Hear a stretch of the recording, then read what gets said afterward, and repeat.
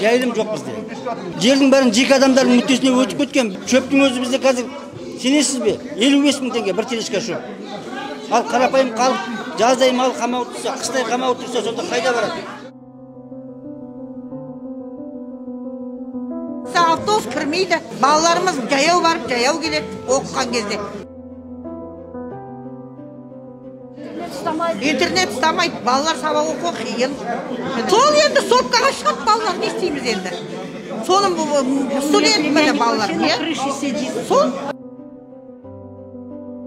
Бақылашқа. Ауыз су жоқ. Ауыз су жоқ, мынау ащы су.